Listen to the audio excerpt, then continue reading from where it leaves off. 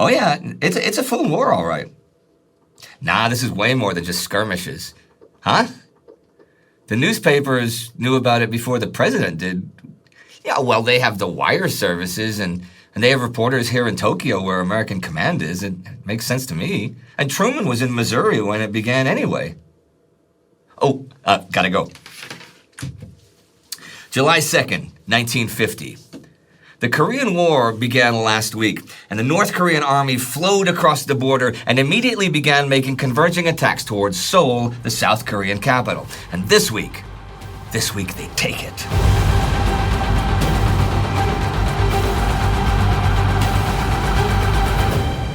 I'm Indy Neidell, and this is the Korean War. Last week, the NKPA, the Army of North Korea, launched an invasion of South Korea across the 38th parallel, the border, which took everyone by surprise, and even in just one day of fighting, the army of the ROK, the Army of South Korea, found itself seriously compromised.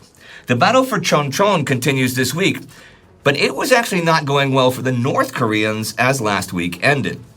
However, since the North Korean 2nd Division could not take the town, North Korean 7th Division has been diverted from aiming at Hongcheon. This happens already the 26th, and 7th Division has tanks. The fight continues anyhow all day the 27th, but on the 28th, the ROK 6th Division withdraws to the south since the front on both sides of it has collapsed.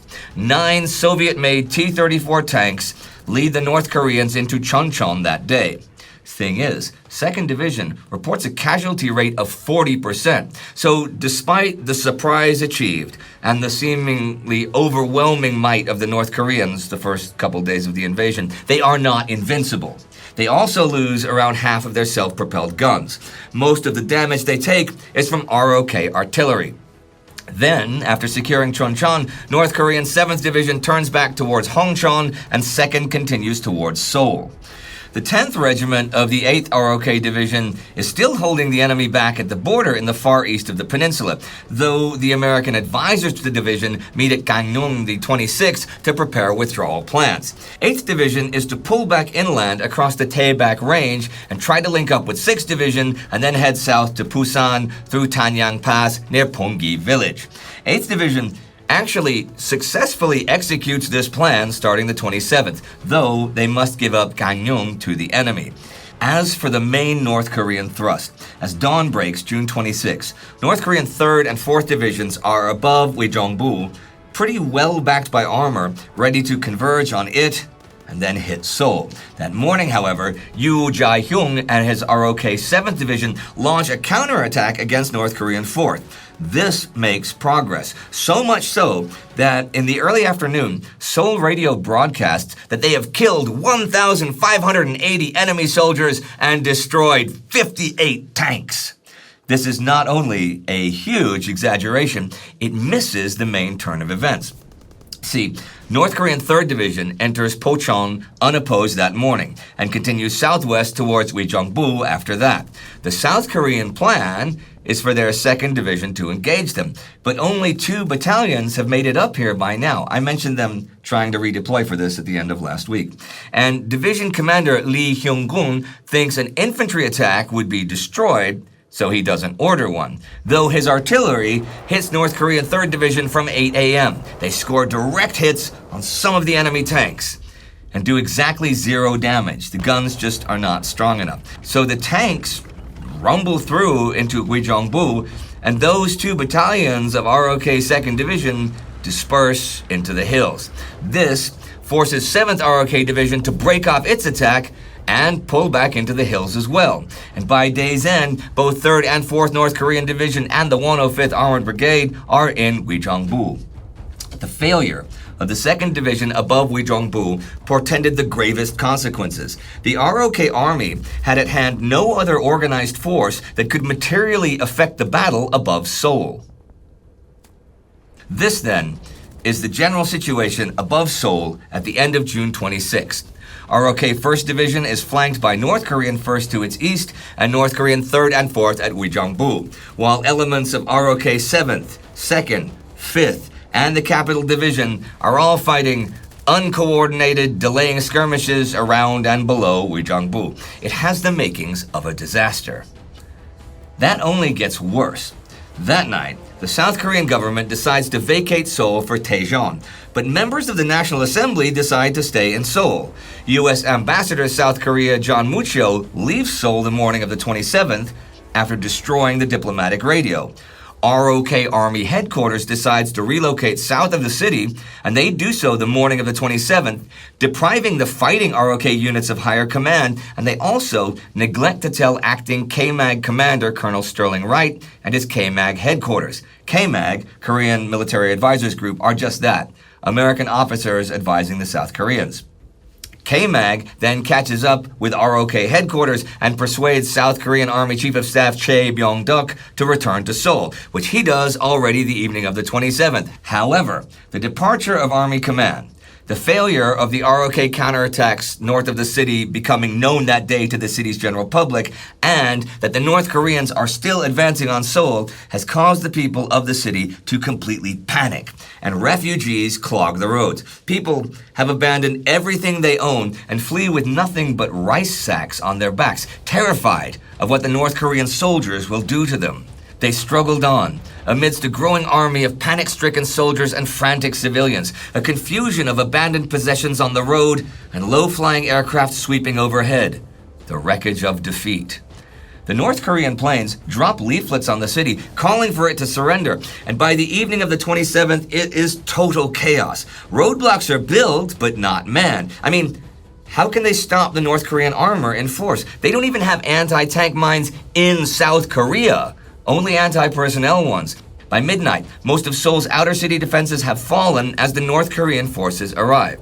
Now, KMAG and General Chae have already decided that the Han River bridges are not to be blown until enemy tanks close in on ROK headquarters. The Vice Minister of Defense, however, orders them blown at 1:30 in the morning. This is brought to KMAG's attention by Chae's deputy, Kim Paik-il. See, the streets of Seoul are packed with thousands of South Korean soldiers, supplies, vehicles, and arms that really need to get south of the river ahead of the North Koreans so they can fight another day. Kim sends Chang Chang-kuk, ROK operations chief, out to prevent the bridges from being blown. But he found the streets so congested with traffic that he could only make slow progress. The nearest point from which he might expect to communicate with the demolition party on the south side of the river was a police box near the north end of the bridge. He says he had reached a point about 150 yards from the bridge when a great orange-colored light illuminated the night sky. The accompanying deafening roar announced the blowing of the highway and 3 railroad bridges. The gigantic explosions, which dropped 2 spans of the Han Highway Bridge into the water on the south side, were set off about 2:15 a.m. with no warning to the military personnel and the civilian population crowding the bridges. Between 500 and 800 people die when the part of the bridge they are on falls into the water, though there are as many as several thousand people on the bridge at the time, including the parts that don't fall and the causeway leading up to it. There will be a court of inquiry after a huge public outcry about this disaster, as you may imagine, and the ROK Army Chief Engineer will be executed. There are those who blame General Chae for this, but Roy Appelman writes, the utter disregard for the tactical situation, with the ROK army still holding the enemy at the outskirts of the city, and the certain loss of thousands of soldiers and practically all the transport and heavy weapons if the bridges were destroyed, lends strong support to the view that the order was given by an ROK civilian official and not by an ROK army officer. Likely the Vice Minister of Defense, as I said. Or maybe that's not how it happened. General Chae says that he was forcibly abducted and taken south of the river before this happened. But maybe Chae is not abducted and willingly leaves, and it is in fact Army engineers who blow the bridge on Army orders. There are some sources that give that version. Either way, this is a huge disaster for the South. Enemy troops do not begin to occupy the city center of Seoul until around noon the 28th, and they certainly don't approach the bridge in force until at least around then, meaning that the main part of 3 ROK divisions could have been evacuated during all those hours with at least some of their heavy weapons and transportation. Instead, the bulk of the entire ROK army has now lost most of all of that and their other supplies, and the disintegration of that army is starting to grow to alarming proportions. And they do defend Seoul pretty well anyhow, even disorganized, but that cannot last. And by late afternoon, the 28th, the capital city is firmly in North Korean hands. And North Korean sympathizers in the city help the North Korean army round up any government officials, police, and military personnel who have not managed to escape. Things do not go well for them, though that sort of thing I'll talk about in a few weeks. As for the K-Mag group cut off in Seoul, they managed to cross the Han River by ferry after the bridges are blown and arrive in Suwon the 28th. When the invasion began the 25th, the news was sent out all over the world, reaching Washington, D.C. the evening of the 24th because of the time difference. Several observers there say the surprise resembled that of December 7th, 1941.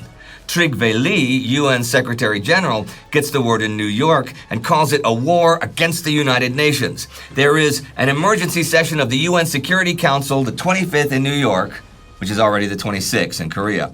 The USSR, who has a veto, are boycotting this session because the Chinese nationalist government on Formosa, or Taiwan, and not Mao Zedong's communist Chinese government, occupies China's seat on the UN Security Council. So no veto is made. And Resolution 82, demanding that North Korea end the invasion, is thus passed. North Korea must cease hostilities and return to the 38th parallel. U.S. President Harry Truman gets the news of the invasion at his home in Missouri and heads for D.C., where he meets with both state and defense departments.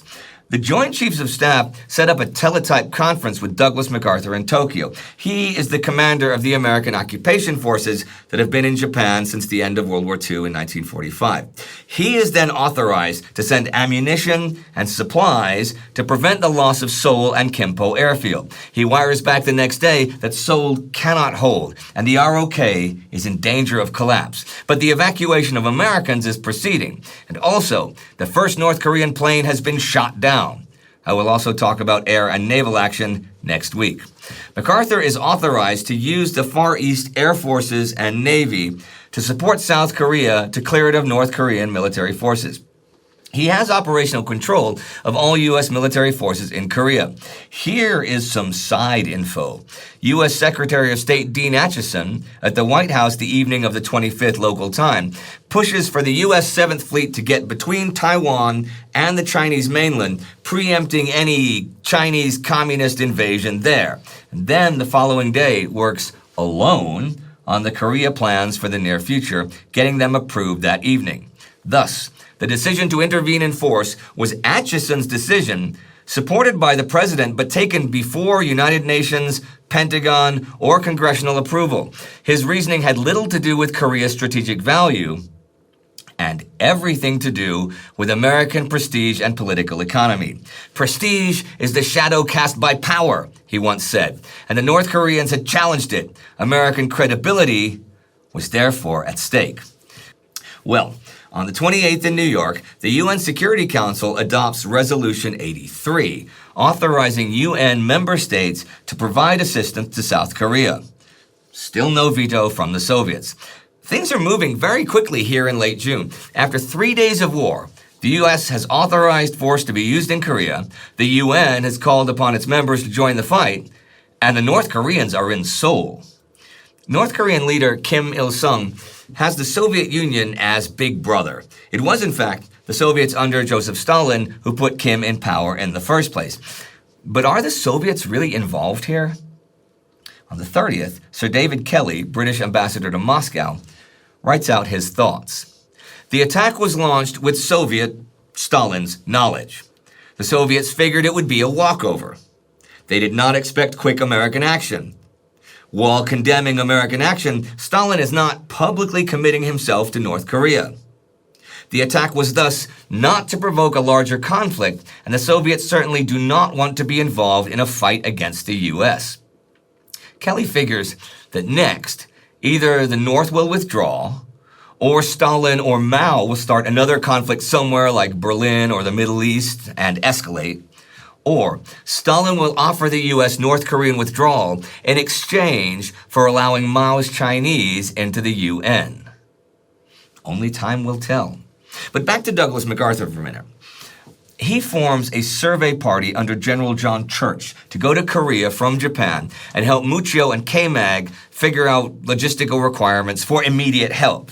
They're going as ADCOM, Advanced Command and Liaison Group, to assume control of K-Mag. They arrive in Suwon and meet Muccio. General Che arrives and moves ROK headquarters into the same building as those of ADCOM. On the 28th, Church wires Tokyo that the U.S. will have to send in ground troops if they want to restore the border. He gets an answer from Tokyo that a high-ranking officer will arrive the next day at Suwon to inspect the situation. The high-ranking officer is none other than General of the Army Douglas MacArthur. He flies in on his private plane with some staff officers. North Korean fighters have actually destroyed a C-54 on the runway at Suwon Airfield, which is a major obstacle, but the plane lands okay. Anyhow, Church, Muccio, and South Korean President Syngman Rhee are there to meet MacArthur. He insists on going up to see Seoul from the Han River, and when he sees the columns of refugees and ROK soldiers, he tells Church that he's right, and they need to send in ground troops immediately, and he'll talk to Truman. You know what, though? The first American troops actually arrive already June 29th. This is Detachment 10, 33 men strong, from the 507th AA Battalion. They get to work right away and shoot down at least one North Korean plane that day. On the 30th, Truman's next directive is received in Korea. This authorizes MacArthur to 1. Maintain communications and essential services. 2. Use ground troops to make sure they have a port and an air base in the Pusan region. 3. Use aerial and naval forces against targets in North Korea, but be very clear to avoid hitting Manchuria or the USSR. 4. Defend Taiwan against invasion by the Chinese Communists. 5. Assigns the 7th Fleet to MacArthur and says to supply Korea. The directive ended with a statement that the instructions did not constitute a decision to engage in a war with the Soviet Union if Soviet forces intervened in Korea, but that there was full realization of the risks involved in the decisions with respect to Korea. It is to be noted that this directive of the 29th of June did not authorize General MacArthur to use U.S. ground combat troops in the Han River area, only at the southern tip of the peninsula to assure the retention of a port. MacArthur has a word with U.S. Army Chief of Staff J. Lawton Collins, and Lightning Joe, that's Collins, talks to Truman to request sending a regimental combat team into the forward zone. On the 30th, Truman approves the orders to send 2 divisions from Japan to Korea and to establish a naval blockade of Korea. He then tells this to the Vice President, his cabinet, and congressional and military leaders. The UN delegate Warren Austin that afternoon tells the UN Security Council these decisions. Then, on the afternoon of June 30th, President Harry Truman announces this to the world. The United States of America is now in the Korean War. On July 1st, 1950, the 1st U.S. Ground Troops, Task Force Smith, that's the 1st Battalion, 21st Infantry, 24th Infantry Division, arrives in Korea. They I will talk about next week. There is this, though, which might be important. The Joint Chiefs of Staff remained extremely reluctant to commit infantry troops and were not consulted when Truman made his decision. They were reticent both because Korea was a strategic cul-de-sac and perhaps a trap in the global struggle with Moscow, and because the total armed strength of the U.S. Army was 593,167, with an additional 75,370 in the Marines. North Korea alone was capable of mobilizing 200,000 combat soldiers in the summer of 1950, quite apart from the immense manpower reserve of China's People's Liberation Army. You know, K-Mag, for all its issues, which I will cover soon enough, has actually analyzed the South Korean army pretty well, as it turns out. Its potential weaknesses had been identified by enlightened K-Mag officers who saw that the future of Korea's security lay in having a professionally trained army in which technical and staff skills had been thoroughly absorbed. To that end, they prevailed upon the Korean General Staff to form instructional schools in which such specialties as artillery, field engineering, signals, quartermaster and ordnance, supply and motor transport were methodically taught. Officer training was started. By 1950, a military academy had been created based on the West Point model, and many Korean officers were undergoing instruction in the United States. It's true. There are now 13 ROK schools for specialist training, so eventually they'll have a flexible, mobile army trained in depth. Eventually. KMAG did an assessment earlier this year, though, that found only a third of the Army's battalions good enough for combat, though KMAG Commander Bill Roberts did tell a congressional board, I think he felt he had to, that the ROK Army could defeat a conventional assault from the north. His words. Thing is, and you have to remember this, after World War II, Harry Truman went about keeping the promise he made to bring the boys home. You heard the numbers a minute ago. By 1949, the U.S. Army was down to 10 divisions from 85 globally.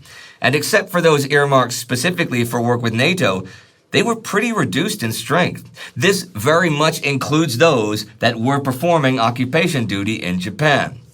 Recruitment for the regular army was so low that to flesh out even the divisions at hollow establishment, recourse had to be made to the selective draft. This caught those who had failed to pass into university. Almost indefinite deferment was granted to undergraduates, and few postgraduates were called upon to serve. Married men with young families and workers in key industries were also exempted. Thus, the burden fell on the blue-collar classes who had little expertise, on young men from the black ghettos, Hispanics, and the poorest whites. Most were of low educational standard, many were of poor physique. If you wonder who the Japanese occupation force is in 1950, it's Walton Walker's U.S. 8th Army. That's 4 understrength divisions, the 7th, 24th, and 25th Infantry Divisions, and the 1st Cavalry Division converted to an infantry role.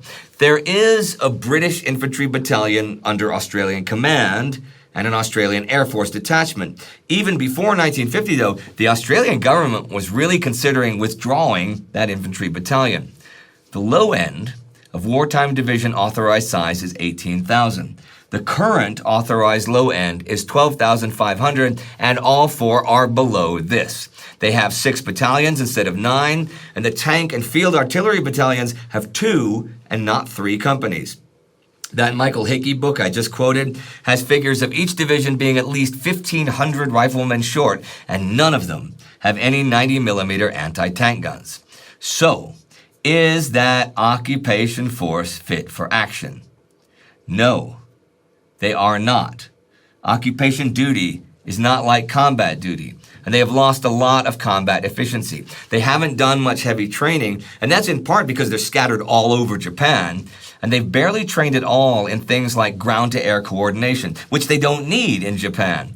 There's also no Corps Command headquarters to command those 4 divisions operationally. Well, let's get back to Korea.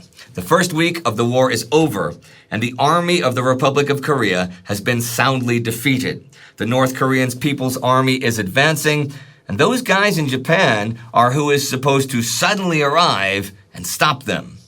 I will once again today quote Roy Appelman, this time to end this episode. His book, South to the Naktong, North to the Yalu, is very good for detail about ground movements. He will write much of the U.S. Army's official history of the war. Of the various factors contributing to the quick defeat of the ROK Army, perhaps the most decisive was the shock of fighting tanks for the first time. The North Koreans had never used tanks in any of the numerous border incidents, although they had possessed them since late 1949. It was on the 25th of June, therefore, that the ROK soldier had his first experience with tanks. The ROK soldier not only lacked experience with tanks, he also lacked weapons that were effective against the T-34, except his own handmade demolition charge used in close attack. Seoul fell on the 4th day of the invasion. At the end of June, after 6 days, everything north of the Han River had been lost.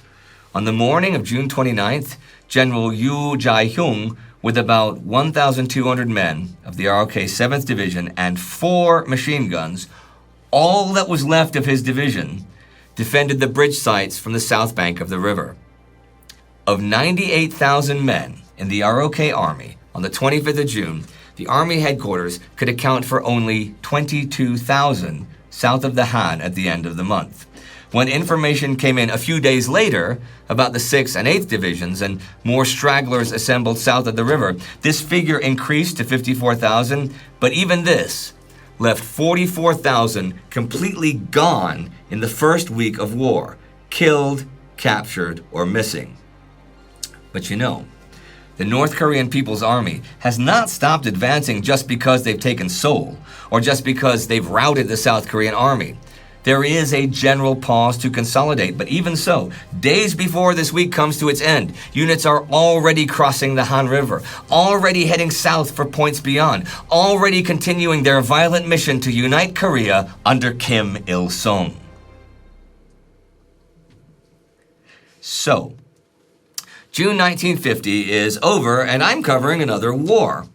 We'd like you to be part of this new adventure by joining the Time Ghost Army. You in the Army provide the resources that we need to make our logistics work and bring you this series. And you others can join the Army at timeghost.tv or patreon.com. As always, the regular episodes of this series will feature exactly 0 sponsored content. We do not want it in any way to seem as if our content is beholden to anyone but ourselves. Do not forget to subscribe. See you next week.